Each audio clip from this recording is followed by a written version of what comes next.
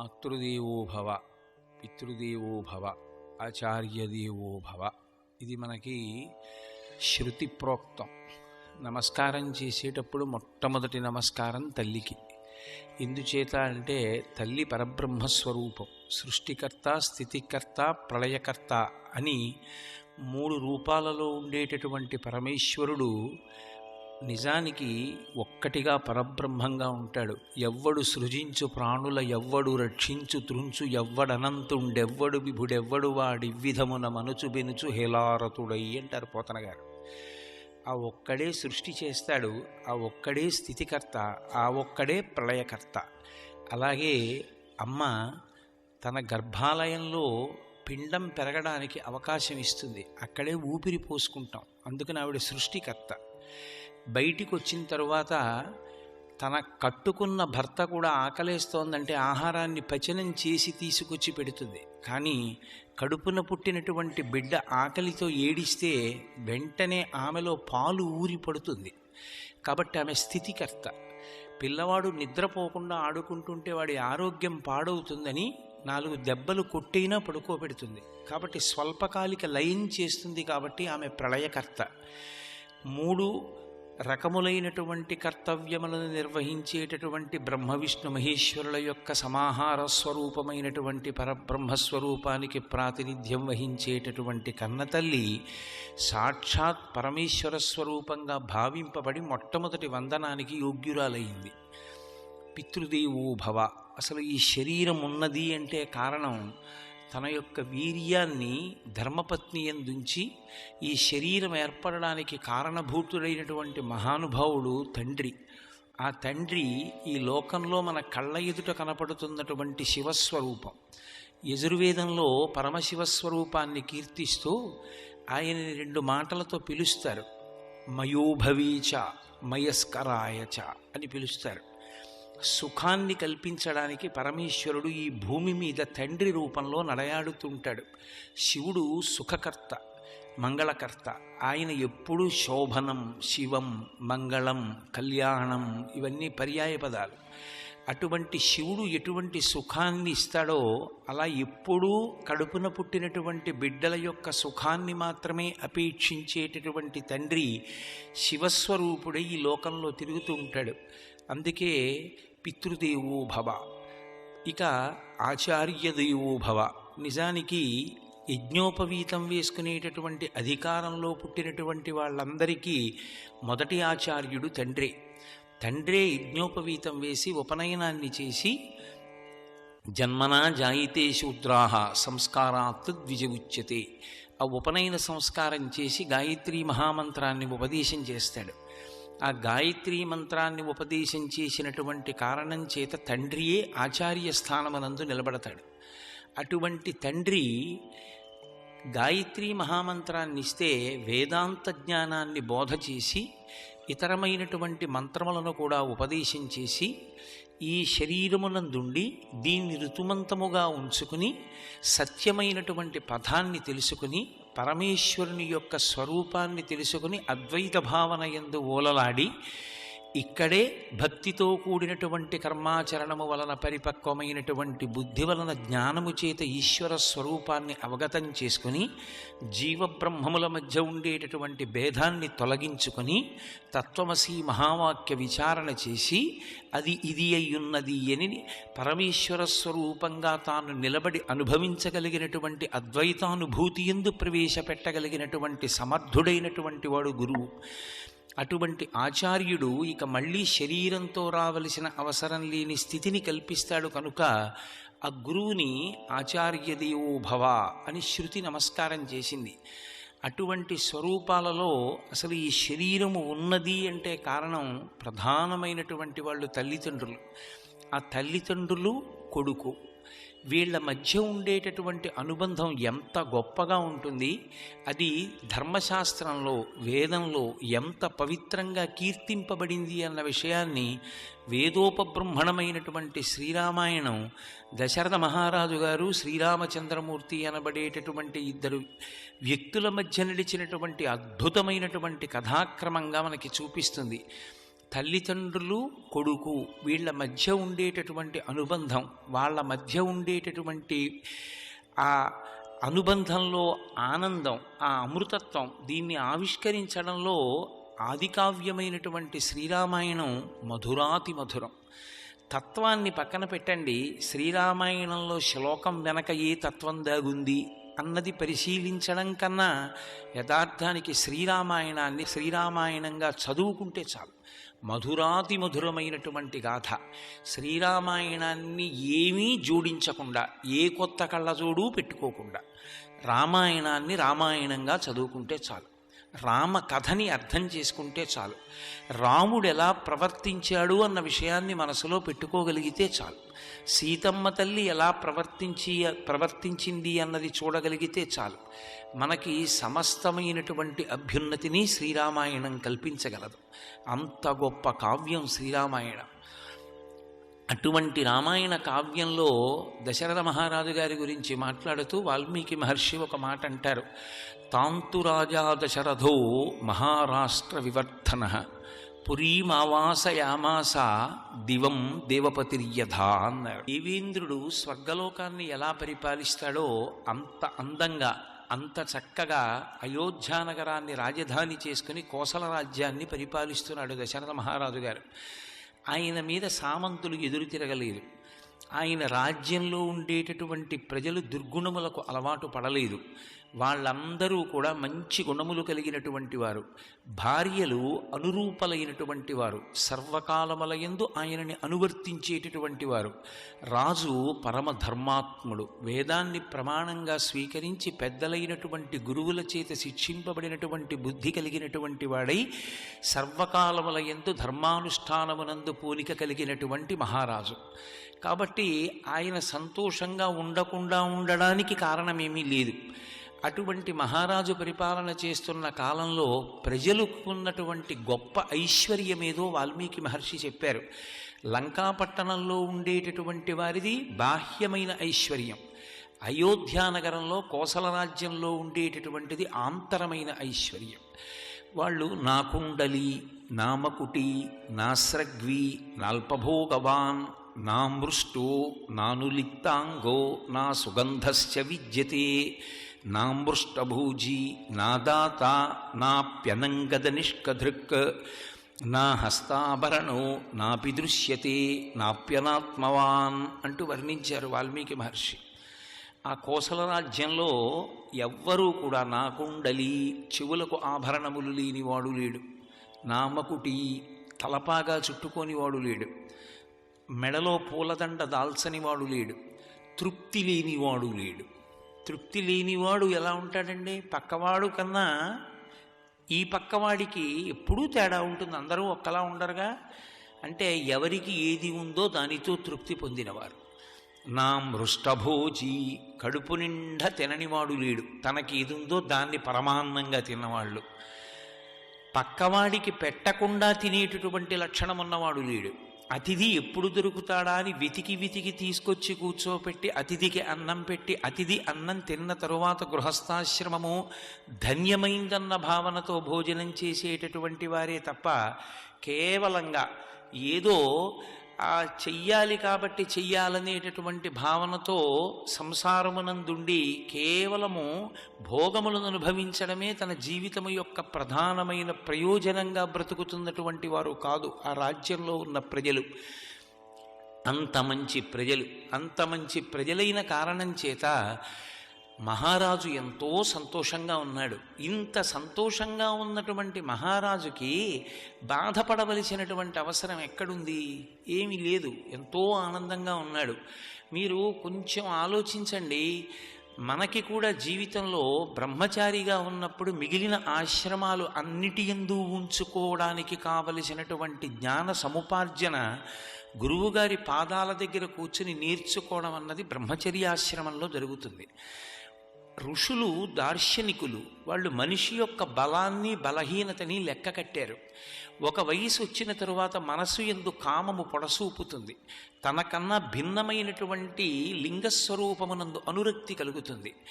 దాన్ని ధర్మంతో ముడివేయకపోతే విచ్చలవిడితనం కలుగుతుంది, దాని వలన లోకం వర్ణసంకరం అవుతుంది. అలా కాకూడదని కామాన్ని ధర్మంతో ముడివేశారు.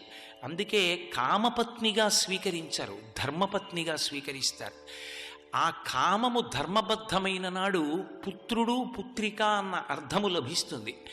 ఆ పుత్రుడి వలన పున్నామ నరకము నుండి తప్పుకుంటాడు. ఆ పుత్రికని కన్యాదానం చేసి దశ పూర్వేషాం దశాపరీషాం, 10 తరాల ముందు వాళ్ళు 10 తరాల తరువాతి వాళ్ళు కూడా అభ్యున్నతి పథంలో నడవగలిగినటువంటి స్థితిని తాను పొందుతాడు. కాబట్టి అసలు జీవితంలో ఆ కామాన్ని ధర్మంతో ముడివేయకపోతే ప్రయోజన లబ్ధి లేదు. అందుకే అంతా ధర్మమయం. ఆశ్రమం ధర్మం, వర్ణం ధర్మం, ఆరాధన ధర్మం, ఆశ్రమ ప్రవేశం ధర్మం, అన్ని ధర్మము చేత కట్టుబడి ఉంటాయి. అందుకని మహారాజైనటువంటి దశరథ మహారాజు గారు కూడా 365 మంది రాణులతో పాటు 3 పత్నులను స్వీకరించాడు. పత్ని అంటే యజ్ఞాధికారం ఉంటుంది. యజ్ఞం చేసేటప్పుడు పక్కన కూర్చుని హవిస్సు మహారాజు ఇచ్చేటప్పుడు ఆయన పక్కన కూర్చుని ఆయనకి ఆచమనం చేస్తున్నప్పుడు నీళ్లు పోసేటటువంటి అధికారము కలిగి ఉన్నటువంటి స్త్రీ. అటువంటి వారు 3 ఉన్నారు, కౌసల్య, సుమిత్ర, కైకేయి. బాహ్యమునందు ఆయనకి లేని ఐశ్వర్యం లేదు, ఇంత ఐశ్వర్యం ఉంది. హాయిగా అంతఃప్రవాసం చేస్తున్నాడు, సంతోషంగా కాలం గడిచిపోతోంది. ఇలా గడిచిపోతున్నటువంటి వాడు ఒకానొక నాడు తన మంత్రులను పిలిచి ఒక మాట అన్నాడు. నా మనసులో చాలా దిగులుగా ఉంది. ఎందుకని అంటే నాకు సంతానం లేదు. నాసీద్వంశకరస్సుత అన్నాడు. నాకు వంశమును నిలబెట్టగలిగినటువంటి కొడుకు లేడు. ఆ కొడుకు లేని కారణం చేత సుతార్థం తప్యమానస్య అన్నాడు. నేను ఆ కొడుకు లేడు అనేటటువంటి బాధ నా మనసుని దహించేస్తోంది. నేను లోపల తపించిపోతున్నాను. ఇది ఎవరికీ తెలియదు బయట. కానీ అన్నీ ఉన్నాయి కదా అనుకుంటున్నారు. తెల్లగొడుగు కింద కూర్చుని పరిపాలన చేస్తున్నాను కదా అని అనుకుంటున్నారు. కానీ నా పరిస్థితి అలా లేదు. సుతార్థం తప్యమానస్య నాసీద్వంశకరస్సుత. నా తరువాత సింహాసనం మీద కూర్చోడానికి వారసుడు లేడు. యవ్వరాజ్య పట్టాభిషేకం చెయ్యడానికి కొడుకు లేడు. నా తర్వాత కూడా సింహాసనం ముందు కూర్చుని గోత్రనామాలతో అర్చన చెయ్యడానికి కుమారుడు లేడు. నా శరీరం పడిపోయేటప్పుడు సంతోషంగా వాడి తొడ మీద నేను తలపెట్టుకుని ప్రాణం విడిచిపెట్టడానికి నాకు కొడుకు లేడు. నా శరీరం పడిపోయిన తరువాత మా తండ్రి బ్రతికున్నంతకాలం అగ్నికార్యం చేశాడు. ఇప్పుడు ఆయన శరీరాన్ని హవిస్సుగా ఇస్తున్నానంటూ నా శరీరాన్ని అగ్నిహోత్రంలో పడేయగలిగినటువంటి కొడుకు లేడు. ఇన్ని అధికారములున్నవాడు కొడుకు ఒక్కడే. నన్ను పున్నామ నరకం నుంచి తప్పించడానికి నా శరీరం పడిపోయిన తరువాత ఒక గోదానం చేసేవాడు లేడు. ఏడాదికి ఒకసారి నాకు దాహం వేసి నేను వస్తే నాకు జలతర్పణ చేసేవాడు, నా పేరు చెప్పి నీళ్లు విడిచిపెట్టేవాడు, నా పేరు చెప్పి భోక్తకు అన్నం పెట్టేవాడు లేడు. తప్యమానస్య అన్న మాటలో అంత బాధ ఉంది. ఇంత బాధ కడుపులో ఉంటే పైకి ఎంత అందంగా కనపడుతున్నా ఆయన పొందుతున్న సుఖమే ఉంది. చెట్టు పైకి ఆకుపచ్చగా కనపడుతుంది, బోలెడన్ని కొమ్మలతో రెమ్మలతో పిందెలతో కాయలతో కనపడుతోంది. కానీ దాని తొర్రలో అగ్నిహోత్రం బయలుదేరింది. కొత్త ఉడికిపోయి ఆ చెట్టు యొక్క మొదలు కాలిపోతోంది. కాలిపోతున్నటువంటి మొదలు కలిగిన చెట్టు పైకి చూడ్డానికి ఆకుపచ్చని ఆకులతో కాయలతో పండ్లతో ఉన్నప్పటికీ నిజానికి అది ఎలా తృప్తిగా లేదో అలా నేను కూడా లేను. తప్యమానస్య లోపల తపించిపోతున్నాను. పుత్రార్థం నాస్తి వై సుఖం అన్నాడు. ఇది భారతీయ తత్వం. పుత్రార్థం, ఆ కొడుకు లేని కారణం చేత నాకు సుఖం అన్నది లేకుండా పోయింది అన్నాడు. సుఖం అంటే ఖ అంటే ఆకాశం, సు అంటే బాగుండడం. ఆ ఖ పక్కకి దు వస్తే దుఃఖం, బాగుండకపోతే బాగులేదు. ఆకాశం ఏమిటో అంతా మబ్బేసిందండి అని బెంగెట్టుకున్నాం అనుకోండి దుఃఖం. మనకు అనుకూలంగా ఉందన్నాం అనుకోండి సుఖం. ఆకాశం మాత్రం అలాగే ఉంది, మన పరిస్థితిని బట్టి ఇంకోలా కనపడుతోంది. సుఖ దుఃఖ. నాకు సుఖం లేదంటున్నాడు దశరథుడు. ఎందుకు సుఖం లేదు? అంతఃపురం లేదా? చక్కగా నాట్యం చేసే నర్తకీమణులు లేరా? వాద్య పరికరాలు మ్రోగించగలిగినటువంటి సంగీత విద్వాంసులు లేరా? అనారోగ్యం వస్తే వైద్యం చేసేటటువంటి వైద్యులు లేరా? మంత్రాంగం చెప్పగలిగిన మంత్రులు లేరా? పురాణాన్ని వినిపించగలిగిన పౌరాణికులు లేరా? అనుకూలంగా తన పట్ల చక్కగా అనువర్తించేటటువంటి భార్యలు లేరా? అన్నీ ఉన్నాయి, కానీ ఆయన మనసు వీటి పట్ల సుఖాన్ని పొందట్లేదు. ఇది సనాతన ధర్మమునకు ఆయువు పట్టు. బ్రహ్మచారి గృహస్థాశ్రమంలో ప్రవేశించినప్పుడు భార్యతో కలిసి తిరగడం సంతోషంగా ఉండొచ్చు, కానీ కొన్నాళ్ళు పోయిన తర్వాత కడుపున బిడ్డ పుట్టకపోతే వాళ్ళు పొందేటటువంటి పరివేదన అలా ఇలా ఉండదు. ఎన్ని ఉన్నా వాళ్ళు లేని వాళ్ళే. ఎంత బాధతో కుమిలిపోతుంటారో. ఏది చేస్తున్నా మాకు బిడ్డలు లేరు, మాకు బిడ్డలు లేరు, మాకు బిడ్డలు లేరు. ఎంత బాధపడుతుంటారో. ఒక్కొక్క కుటుంబంలో ఉండేటటువంటి పరిస్థితి ఆ కుటుంబంలో వాళ్ళకే తెలుస్తుంది. కానీ ఏదో భగవత్ సంబంధమైనటువంటి విషయాన్ని నలుగురికి చెప్పేటటువంటి వాణ్ణి తమని కన్న తండ్రిగా చూస్తారు ప్రజలు. వచ్చి ఏమి దాపరికం లేకుండా తమ బాధ చెప్పుకుంటారు. అయ్యా మాకు 10 ఏళ్ల నుంచి సంతానం లేదండి అని ఆర్తితో ఒక ఇల్లాలు వచ్చి ఏడుస్తూ ఏం చేయమంటారని అడిగినప్పుడు హృదయం కదిలిపోతుంది నిజంగా. అది ఎవ్వరికీ చెప్పుకోరా బాధ. కానీ ఎవరికి భగవత్ సంబంధం ఉందని వాళ్ళు నమ్ముతారో, ఎవరు భగవంతుడి గురించి చెప్తూ ఉంటాడు కాబట్టి ఆయనకి చెప్పుకుంటే మన కోరిక తీరుతుందేమోనని ఆశ పొందుతారో వాళ్ళ దగ్గరికి వెళ్ళి ఎంత బాధపడుతూ చెప్తారో. అసలు వివాహం చేసుకునేది ఎందుకు అంటే ధర్మ ప్రజాపత్యర్థం, ధార్మికమైనటువంటి సంతానము కొరకు. ధార్మికమైన సంతానం ఎప్పుడు కలుగుతుంది? ఎవరి మెడలో 3 ముళ్ళు వేశారో వారి యందు మాత్రమే సంతానమును పొందాలి తప్ప తన యొక్క తేజస్సుని వేరొకరి యందు నిక్షేపించి వేరొక క్షేత్రము నుండి సంతానమును పొందకూడదు. ఆ క్షేత్రము నుండి, ధర్మక్షేత్రము నుండి మాత్రమే సంతానమును పొందాలి. అలా సంతానాన్ని పొందడం కోసం గృహస్థాశ్రమంలోకి వెళ్ళాడు. ఎంతకాలం తన భార్య సంతోషంగా గడుపుతారు? సంతానం కలగకపోతే ఎంత ఆర్తి పొందుతాడో ఆ వ్యక్తి. మృకండు మహర్షి అంతటి వాడు బ్రహ్మలోక ప్రవేశం చేస్తానంటే అపత్యం బడ్గా అన్నారు. నీకు సంతానం లేదయా, నీకు స్వర్గలోక ప్రవేశం లేదు, బ్రహ్మలోక ప్రవేశం చేయడానికి వీల్లేదు, బయటికి వెళ్ళిపోమన్నారు. దేవతారుణం, పితృరుణం ఈ 2 తీర్చుకోవడానికి ధర్మపత్నిని స్వీకరిస్తాడు. తను ఒక కొడుకుని కని కొడుకు పుట్టాడన్న మాట వినగానే కట్టుబట్టలతో కొంచెం ఎత్తైన ప్రదేశంలోంచి నీటిలోకి దూకాలి. దూకి స్నానం చేస్తే ఆ నీళ్లు పైకి ఎగరాలి. ఎగిరితే పితృదేవతలు ఆకాశంలోంచి చూస్తారు. చూసి ఓ వీడు పితృరుణం తీర్చుకున్నాడు, నేను వీణ్ణి ఎలా కన్నానో అలా వీడు సంతానాన్ని కన్నాడు అని పితృరుణం నుంచి విముక్తుల్ని చేస్తారు. అందుకు ప్రవేశించేది గృహస్థాశ్రమం తప్ప భోగం కోసం కాదు. యథార్థానికి అసలు గృహస్థాశ్రమంలో ప్రవేశించిన తరువాత కంఠం పట్టుకోవలసినటువంటి పెద్దవాళ్ళు ఎవరంటే, నేను ఎన్నో పెళ్ళిళ్ళల్లో చూస్తూ ఉంటాను. పిల్లల తప్పు ఉండదు. పెళ్ళవగానే ఎవరో పెళ్ళికి అక్షతలు వేయడానికి పెద్దలు వస్తారు. వెళ్ళి వాళ్ళకి నమస్కారం చేస్తారు. శీఘ్రమేవ సుపుత్రాప్రాప్తిరస్తు అంటాడు ఆయన. నోరు మూసుకుని ఉండాలి పెద్దవాళ్ళు. వాళ్ళు ఉండరు. నేనేమీ మొహమాట పండు ఉన్నట్టు చెప్పడానికి. అలా భయపడిన నాడు నేను ఈ వేదిక మీద కూర్చోను. అక్కరలేని పెద్దరికాలు దగ్గర పెట్టుకుని అప్పుడే ఎందుకు 2 ఏళ్ళు వాళ్ళు సంతోషంగా గడపాలంటారు. ఆయన మనసు చివుక్కుమంటుంది. చివుక్కుమన్న మనసుతోటి చిచ్చి అప్రయోజకులకు ఆశీర్వచనం చేశానని ఈశ్వరా నన్ను మన్నించని వెళ్ళి ఇంకో 100 గాయత్రి చేస్తాడు. ఆ తర్వాత 10 ఏళ్ళు నువ్వు కనపడ్డవాడి చుట్టూ తిరిగి దేవాలయాల చుట్టూ తిరగాలి. ఎందుకు వచ్చిన దరిద్రం? నువ్వు ఎందుకు వెళ్ళినట్టు గృహస్థాశ్రమంలోకి? వెళ్ళిందే సంతానం కోసం. ధార్మికమైన సంతానాన్ని పొంది ఆమె తల్లి అయి ఆయన తండ్రి అయి సంతోషంతో గడపాలి. రఘువంశంలో కాళిదాస మహాకవి రఘుమహారాజు గారి గొప్పతనం ఏమిటి అన్నదానికి ఓ శ్లోకం చెప్తాడు. త్యాగాయ సంహృతార్థానాం సత్యాయ మితభాషిణాం యశసే విజిగీషూణాం ప్రజాయై గృహమీధినాం అంటాడు. త్యాగాయ సంహృతార్థానాం, ఆర్జించాడు దానం చేయడానికి.